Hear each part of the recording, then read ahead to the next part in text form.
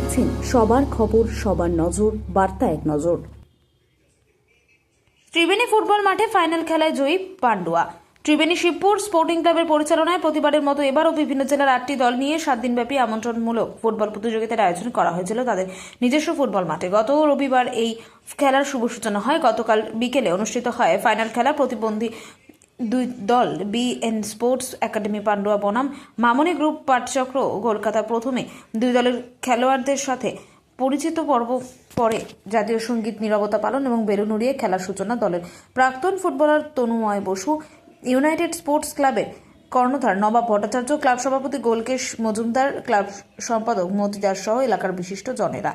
কলকাতার 1-1 হওয়া ট্রাইব্রেকারের মধ্যে দিয়ে পান্ডুয়া জয়লাভ করে খেলা শেষে দুই দলের খেলোয়াড়দের হাতে ট্রফি তুলে দিয়ে পুরস্কারও তুলে দেওয়া হয়। এই বিষয়ে ক্লাব কর্তৃপক্ষ মতি দাস কি বললেন শোনাব।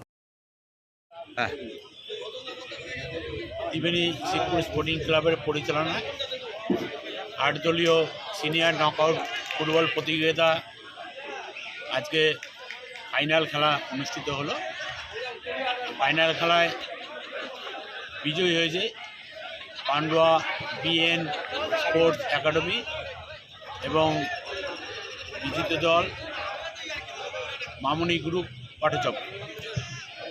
প্রচুর দর্শক উপস্থিত হয়েছিল খেলাটা দেখার জন্যে।